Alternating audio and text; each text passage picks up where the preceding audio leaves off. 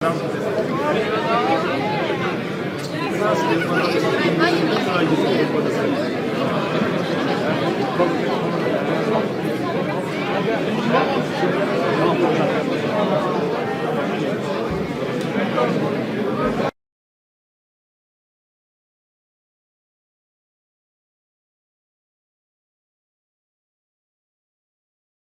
got one.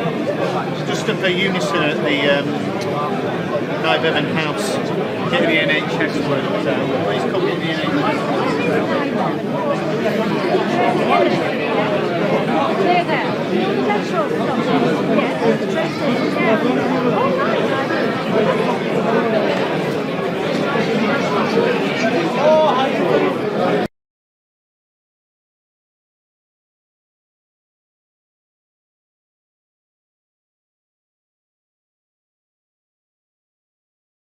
What got you involved with the party? The truth that they offer. A plain-speaking, honest politician who's been honest to us for years, and the mainstream media and other parties have lied about him. Should have been Prime Minister many years ago. Time to get him on in the right spot now. Yeah. What do you think of Labour these days? Excretia? Sorry. What did you think of Labour these days, the Labour Party? They're excretia. Oh, yeah. And filthy, corrupt. They've sold us out completely. They're constantly lying to us, and it's time for them to go. They belong in the gutter. Yeah. How do you rate Galloway's chances in this by-election? If I've got anything to do with it, 100%. 100%.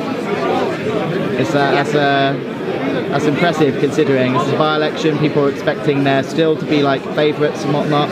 You think they can beat Labour? Yeah. 100%. And if you had one message for the electorate ahead of the polling day on at the end of February, what would it be? Don't vote for liars. Vote for George Galloway.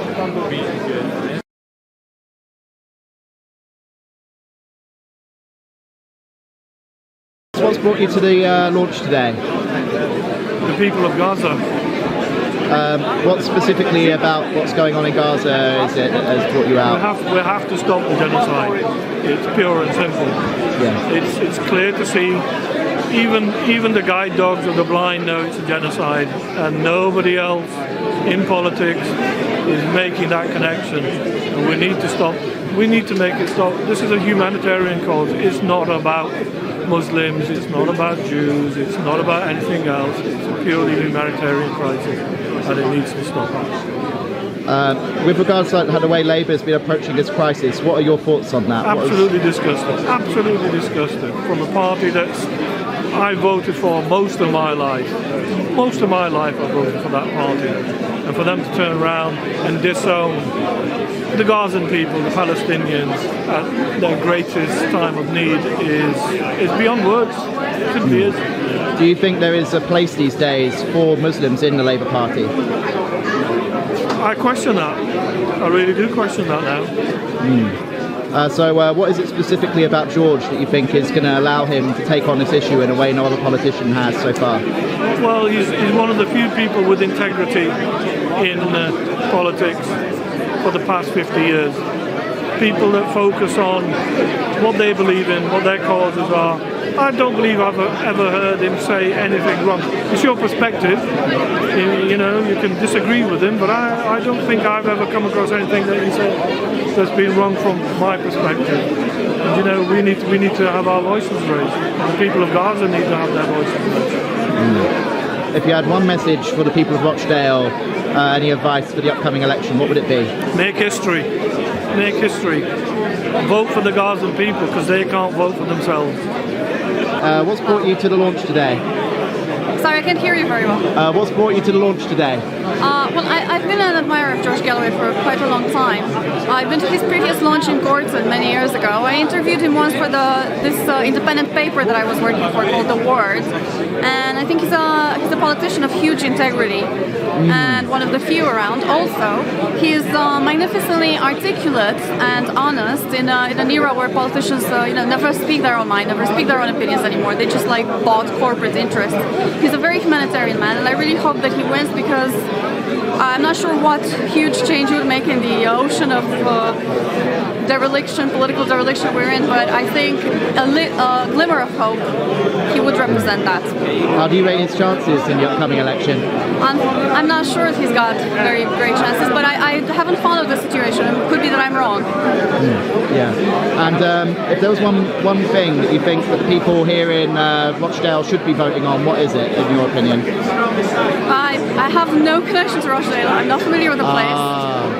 But I see that it's a large Muslim community, and there are people who generally care much more about the real issues like war, Palestine. He's very good on that. If they vote for him on account of that, that's a very good thing. I don't know what proportion of people will go to vote, though. But good luck to him. What got me bothered about it? Many things. Have you seen the 10-point programme? That's the starter. I really am convinced by it all altogether. That's what I want to see. That's the kind of world I'm looking for. What was your favourite part of the 10-point programme? I don't think I have a favourite because all of them suit me. Suit what I want for my kids, my grandkids, and for the future of everybody. Well, how do you rate the candidate for Rochdale here today, for the Workers' Party? Or do you think he has a good chance of winning? Well, I'm hoping so. I'm never one to count the chickens, as they used to say. That's not my style. But with a good push, it can be done. I do believe Labour are not liked in this town.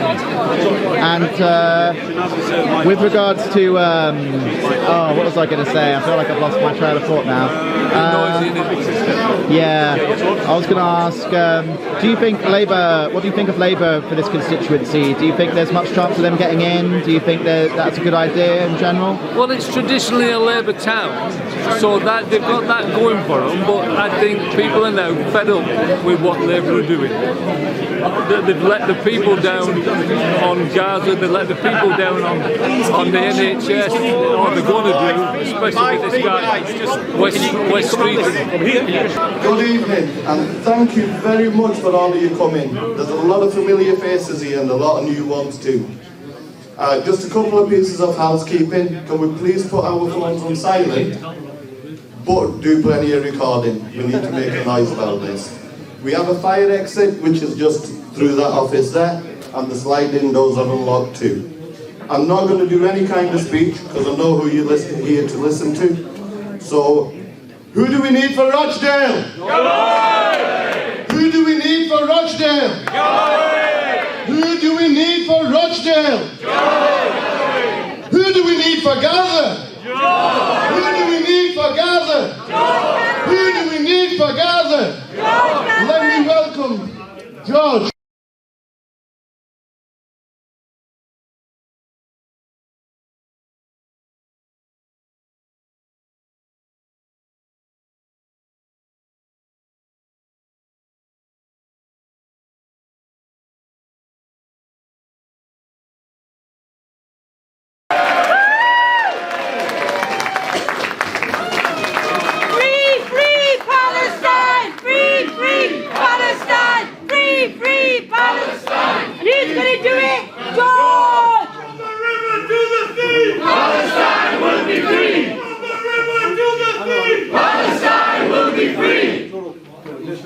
Bismillah ar-Rahman ar-Rahim. Distinguished elders, scholars, councillor, maybe councillors, who knows, certainly some future councillors. Assalamu alaikum wa rahmatullahi wa barakatuh. I'm overwhelmed by the turnout here on this inclement evening for the official launch of our campaign to capture Rochdale in the by-election on the 29th of February. My good wife Gayatri is behind me. My eldest son Zain, who lives in Manchester, is at the top of the stairs. I tried to persuade him to come and give a speech, but he's not quite ready to take my place. I'm overwhelmed by the generosity of my good friend Imtiaz and his family, all of his brothers, all of his sister-in-laws, all of whose children have made this place and the place next door, where I'm going to ask you to go at the end of this meeting, available to us, indeed handed it over to us. The most auspicious campaign headquarters I've ever had in more than 50 years of politics and fighting elections.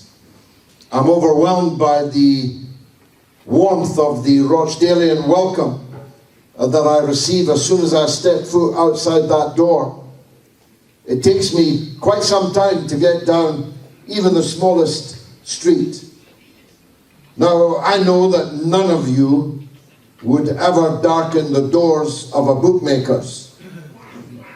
But if I tell you that the bookies had me at 16-1 to win this seat on Friday, and by Tuesday evening it's 2-1, you can be sure that if you have any friends, if you have any foolish friends that go into bookmakers, they've lost their opportunity. 2-1 isn't much of a price, but it is indicative of three things that I want to address you on this evening. His Excellency Peter Ford, former British Ambassador, I welcome and greet you. You're a great asset to us as the Deputy Leader of our party. The three things are this, and they are obvious. All the press in the press conference asked me this obvious question: why are you here? Well, the obvious answer is because I'm a political leader and there's a by-election. And it's my job to take our political message everywhere in the country. And obviously this is an opportunity to do that. Tony Lloyd was a friend of mine for 40 years. I'm very sorry indeed that he has passed, and passed so very quickly.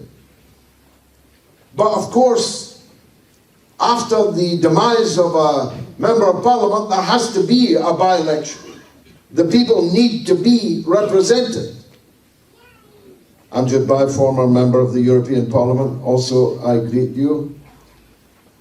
The by-election was not chosen by me, but I have a duty and a responsibility to give voice to the thousands, I believe tens of thousands of people who want to have their say on what's happening in Gaza. I have been fighting the Palestinian cause for more than 50 years. That is the entire lifetime of at least half, maybe 3/4 of the people in this hall. The entire lifetime. I first went to see the Palestinians in the refugee camps in Beirut in 1977, in a brief pause in the Lebanese civil war. I met the late President Arafat. He took a liking to me. When everyone else left, I decided to stay. And I was there for many months, living in two camps that later became famous for the worst possible reason.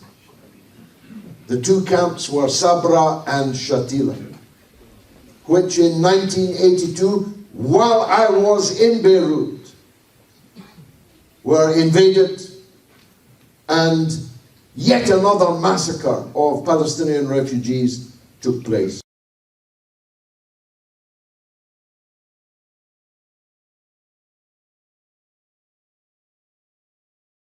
We boycott Starbucks.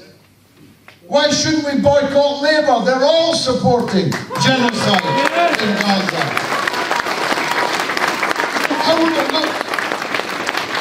How would it look to your children, your grandchildren? Me, Saddam's friend.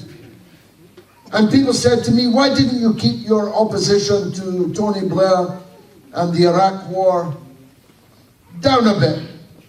Turn the gas down a bit on it. And if you do, if I had, I might still be a Labour MP. I might have been on the front bench. But I could not do so because I was, perhaps uniquely, the only Member of Parliament who knew for certain that they were lying that Iraq had weapons of mass destruction. And knowing that, how could I do any other than call Blair the liar everyone now knows him to be? Worked by Tony Blair, Peter Mandelson, Alistair Campbell, all these war criminals are right at the centre of Keir Starmer's Labour Party. And who would want to give them a victory when we could do something about it? By the way, there's some kismet involved here. I won the Bradford West by-election on the 29th of the month.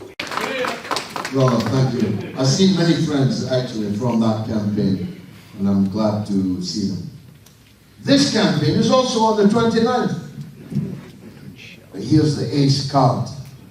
There are 29,000 Muslim voters in Rochdale. If they all come out and all vote for me, we'll have the biggest landslide by-election victory that anyone has ever had in British politics. But of course they can't amongst the Muslim population. But I'm also white, British and working class and the leader of the Workers' Party. I thought you were brown. Some of them think I'm brown. Somebody asked me, why do some white people not like you? I said, for the same reason they don't like you. They think I'm you. But we'll be out amongst the white working class people in Rochdale and saying the reasons why Rochdale has slipped down every division, every table, has been relegated over and over again, is not because of Abdul, who runs the store on the corner, or Amjad, who has a car showroom. It's Labour that has put you here. It's the Labour Council and its mismanagement, corruption and incompetence that is the reason why Rochdale is in the place that it is. And isn't the football club's fortunes a metaphor for the town? Rochdale FC, one of the supporters is here. They were a fixture of the Football League.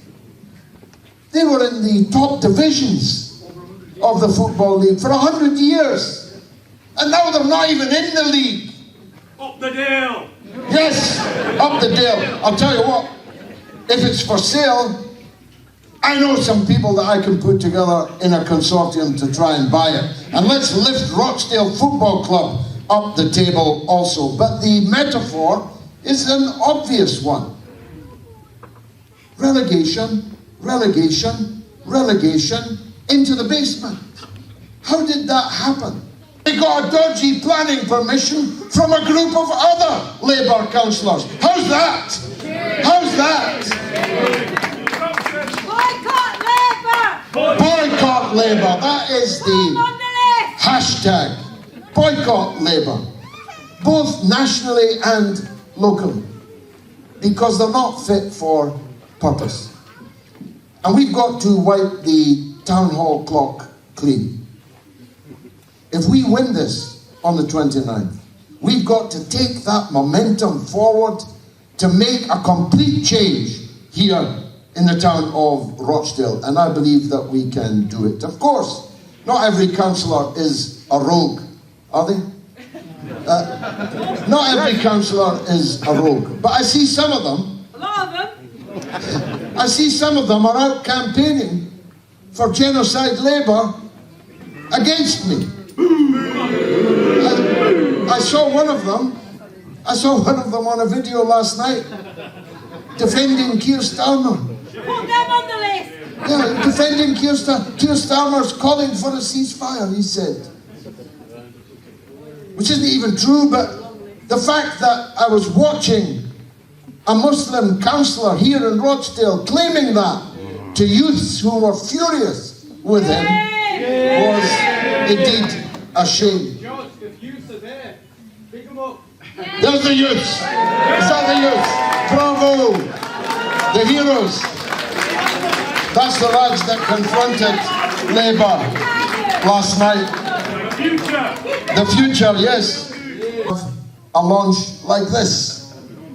And insofar as they've got anyone at all, in any numbers, they're being brought in from Oldham, I'm sorry to say, and other places. We say at 1 o'clock.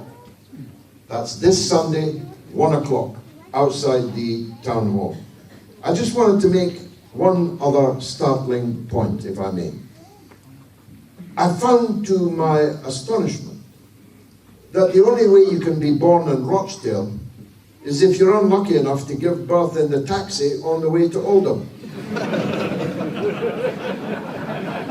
Rochdale has been relegated so much that actually nobody will ever again be able to say they were born in Rochdale. Actually, yeah. I mean, talk about ethnic cleansing. There'll be no more Rochdalians. Maybe that's the plan. Well, we will not put up with it. I give you this pledge, that I will not give them one moment's peace until we have restored maternity services here in Rochdale and the A&E also. And the A&E also. Listen, Mahallah, if you fell down and broke your head in the centre of Rochdale, you'd have to count on an ambulance reaching you and taking you to Oldham for emergency treatment. What kind of fate is that for a town that was once proud? I met a man last night, I'll not give his name, he might not want me to, so I won't take the chance. He used to be proud to tell people he was from Rochdale. Now he says he's from Manchester.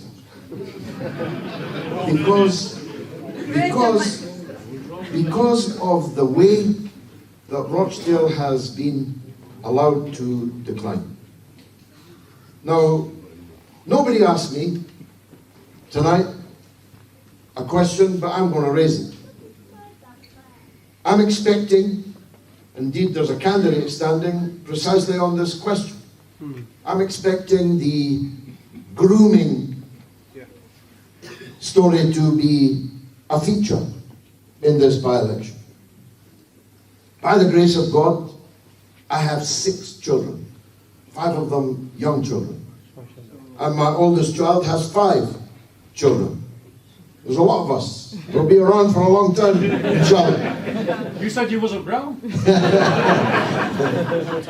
Listen, the culture I come from, if you don't have 6 children, people think there's something wrong with you. Sit that box, George. So nobody more than me finds grooming and paedophilia and sexual abuse of children and young people more repugnant. Nobody hates that more than me. But it has nothing to do with the colour of the face of the person who committed it. Nothing at all. They do these things because of the blackness of their hearts, blackened by depravity. No, the colour of their face. That well-known Asian Muslim, Sir Cyril Smith, was one of the earliest groomers. the Reverend Paul Flowers, formerly of this parish, was not a Muslim. Jimmy Savile wasn't an Asian. Most of these sordid offences committed in Britain are committed by people who look like me, not people like most of you. It has nothing whatsoever to do with the colour of the face, still less the religion of Islam. And I will be your defender against Islamophobia, against racism, against bigotry, discrimination, and you know that. You know that I will be, and you know that I can do it. MashaAllah, I have a voice that's heard, that nobody can ignore, and I'm ready to use it for you. I'm like Cristiano Ronaldo, I'm coming to the end of my political career. Coming towards the end, like Cristiano.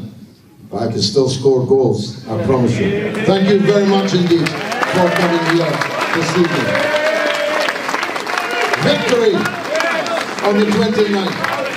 Free, free, Palestine. Free, free, Palestine. Free, free, Palestine. Free, free, Palestine. From the river to the sea, Palestine will be free. From the river to the sea, Palestine will be free.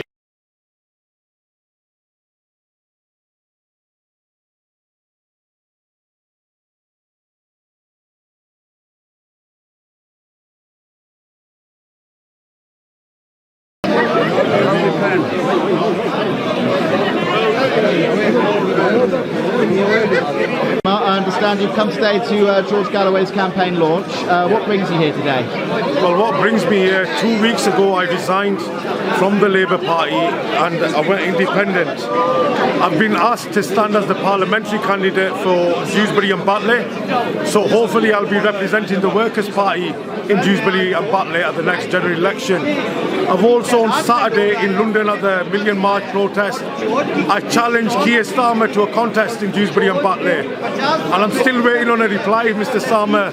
I'm waiting, and so is the battleground in Batley and Dewsbury. Come, let's go.